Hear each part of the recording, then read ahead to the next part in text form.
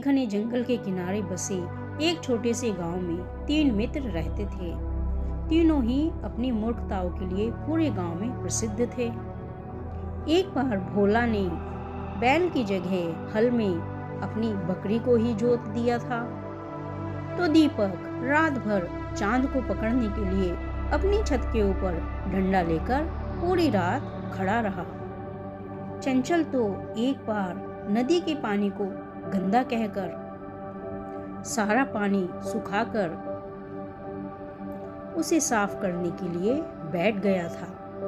एक बार की बात है, गांव में भयंकर अकाल पड़ गया था। पानी के लिए पूरे गांव में त्राहिमाम मच गया था। तब गांव के बुजुर्गों ने कहा, जंगल के पार एक रहस्यमयी झरना है जिसका पानी कभी भी नहीं सूखता है, लेकिन वहां जाना बहुत ही खतरनाक है। जो भी वहां से पानी लेने गया वह कभी भी लौटकर वापस नहीं आया। तीनों मित्रों ने ठान लिया कि वे तीनों गांव के लिए पानी जरूर लेकर आएंगे। वे तीनों जंगल के लिए निकल पड़े। 3 दिन की यात्रा के बाद एक पहाड़ की तलहटी में उन्हें वह झरना दिखाई दिया। झरने का पानी बिल्कुल साफ था, लेकिन उसके आसपास का इलाका अजीब था। पेड़ उल्टे लटके हुए थे और पक्षी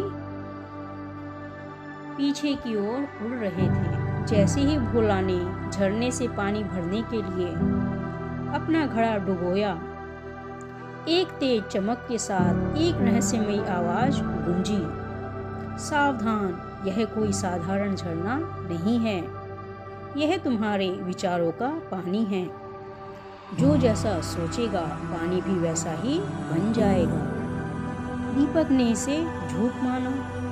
उसने सोचा, अगर यह पानी सोच से बदलता है तो इस पानी को मैं शहद बना दूंगा। उसने घड़ा भरा और पीता ही रह गया। पल भर में वह मधुमक्खी के छत्ते के जैसा भारी हो गया।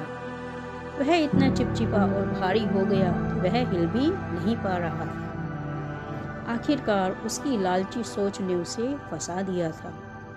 चंचल ने सोचा, मैं इस पानी को हीरा बना दूंगा।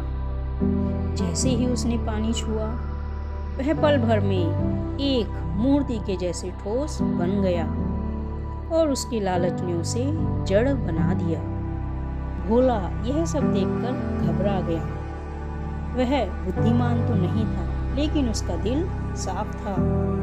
उसने सिर्फ एक ही बात सोची, मुझे तो बस गांव के लिए सिर्फ शुद्ध पानी ही चाहिए। वह डरते डरते झरने के पास गया और बोला, हे झरने, मैं तो बस अपने गांव वालों के लिए साफ पानी ले जाना चाहता हूँ। तभी एक अद्भुत घटना हुई। झरने का पानी साफ और भी ज्यादा चमकीला हो गया। वही रहस्यमयी आवाज फिर से गूंजी, तुम्हारी निस्वार्थ भावना ने मेरा जादू तोड़ दिया। यह झरना वास्तव में इंसानी मन का आईना है। जिसने लालच किया वह फंस गया और जिसने निस्वार्थ भाव रखा वह सफल हो गया। भोला के घड़े का पानी भी सामान्य हो गया। साथ ही उसके दोनों मित्र भी अपने मूल रूप में आ गए।